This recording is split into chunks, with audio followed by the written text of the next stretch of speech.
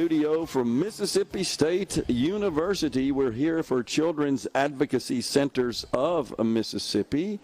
We're going to be here all day. We started out at 6 o'clock in the morning, and we got the rest of the SuperTalk hosts and programs going to be right here at the Lloyd Ricks Watson building here in the center of Mississippi State University. But joining us now, Lloyd Roberson, Representative Lloyd Roberson. He represents District 43, which includes Oktibbeha in Winston counties, serves as the chair of the House Rules Committee, Oktibbeha County, right where we are right now. That's right. You got your maroon on today. I wore my maroon.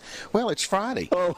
Okay. You gotta wear your maroon on Friday. And we're at Mississippi State. We're at Mississippi State, and and truly, anyone that hasn't been on this campus needs to walk around here. If you don't think this is the best and most beautiful campus in the state, I'll buy you lunch. So come on, we've got awesome. The best. It definitely is, and we're always pleased to be here hosting the show. But all right, Representative Roberson, we just had primary elections in the state of Mississippi this past Tuesday.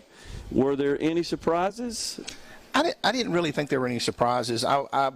There were times in that I thought that the lieutenant governor's race could go either way at any given moment. But The reality is that I think that the good people decided what direction we wanted to go in, and I'm proud to say that I'm glad the direction that is that direction. I mean, I think that's the way we need to be moving, and Lieutenant Governor Delbert Hoseman is going to do a good job. I think we've got some good people all around that this next 4 years is pivotal. I mean, we're going to have a new speaker.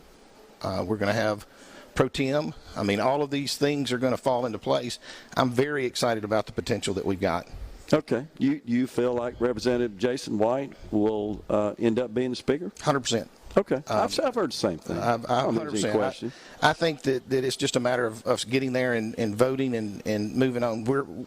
I committed to Jason very early, honestly, for no other reason than I thought he was the right person. He's a good man. He's from Kosciuszko. I think that he's going to do an excellent job. His heart is very much conservative, and he's going to push some things, but I think that we're going to get back to building roads and doing some things economically that's benefiting our whole state. He and Speaker of the House, former Speaker of the House, or President Speaker of the House, I guess, term ends this year, let's be fair there. Right. Philip Gunn, did not run for re-election to the House, and therefore he will be moving on. And we wait to see what his plans are.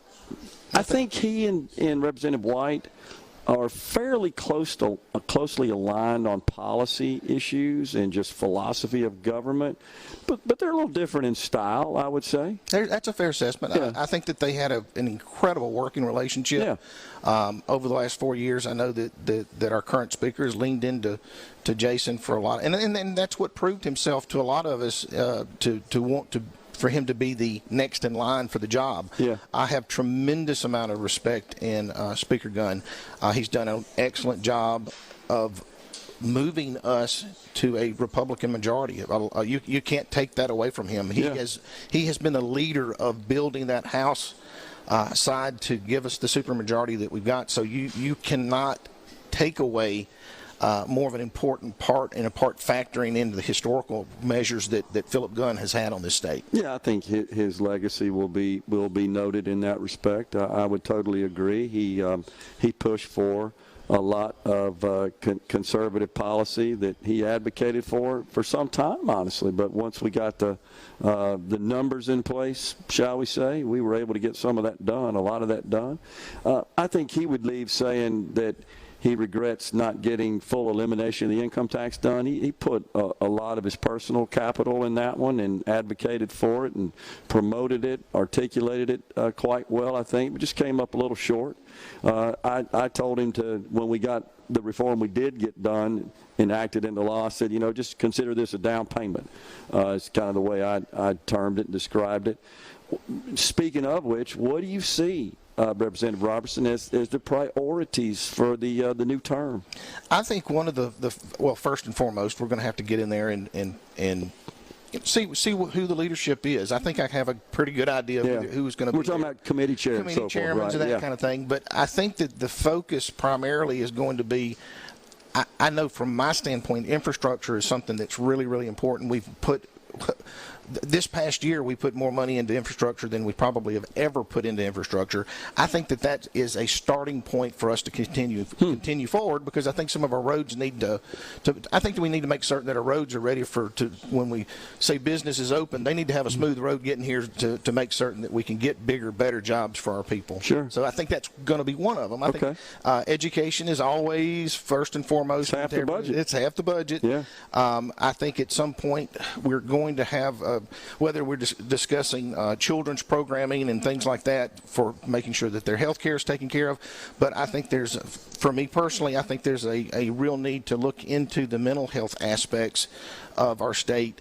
We have a lot of issues out there, and you really don't realize what I hate to call it a desert for help, but you don't realize how much there is out there needed until you have someone come to you and ask you, hey, can you help me with my son who's dealing with whatever? I don't want to get into that. But and you get to a point where you realize there's just such a limited there's limited resources. We talked about it yesterday. And that's the fundamental problem. My daughter, having taught in public school the last 10 years, discusses it, how they have kids that need these services, and there just ain't enough people to go around that can work with them. I mean, that's the specialized skill. You're 100% correct. We're going to have to get, I think, creative in how we approach this. I don't know what the answer is. I certainly don't want to suggest to you that we add one more thing to our teachers. Yeah. But we need to have the ability to have a psychologist or somebody available if you're dealing with a child that's cutting themselves, or if you're dealing with a child that has bulimia, or you're dealing with a child that's talking about hurting themselves. Yeah. Your world stops as a parent and grandparent and whatever. Your world absolutely stops, because you realize that, or if you're smart, you realize that child could genuinely do something to themselves that you can't take back. Yeah. And sometimes, as you know, the child may confide these thoughts with a teacher. That's right. And not the parent. That's right. And that's probably more common than people realize. I know that when I was growing up, I had 2 or 3 teachers that even to this day I look back on and say, they were pivotal, but I talked to them more than I actually talked to my own father about some things that bothered me. So we put so much on these teachers, and we ask them to do so much, and we've got to be able to have the resources available that if there is a serious problem, we had a situation locally not too long ago that the child got in deeper in a scenario and was persuaded to do something that they shouldn't have done. Yeah. And that those parents will have to live with that the rest of their lives. And I'd really like for us to get to a place that we're able to address some of that. I don't think we're going to stop all of it. I'm not foolish enough to think that that's going to happen. But when I get a phone call from a mother or a father whose child is going through something, and does that happen? Yes, literally? sir. I mean, constituents will call you and they'll share these concerns and see what you can do. Yes, sir. And I'll tell you, when things come together and you're able to help them, and sometimes a lot of my constituents have the resources to be able to, which I thank God every day for that, but that doesn't happen every time. Sure. But when you get that phone call, and before I had children, I don't know that I would have gotten this, but they call you and they tell you that they're that concerned, and you hear it in their voice. You can tell. So I really do believe that we're going to have to take this more seriously. And that's not to say that there hadn't been good people taking it seriously. It's just right now I think we need to put some resources into it. COVID, I think, took a lot of the interaction between people away, and we're going to have to figure out a way to start plugging that back in. It's interesting that you bring this up and you highlight this, because I noted, I talked about it on the show yesterday. I attended the governor's watch party, and then I attended the lieutenant governor's, and the lieutenant governor actually brought that up. Mental health is something the state needed to deal with as a priority in the next term. So I appreciate you kind of articulating that at a more detailed level, because he didn't give any specifics. I mean, it's a speech, on the night of an election. But I appreciate you highlighting that and bringing that to our attention.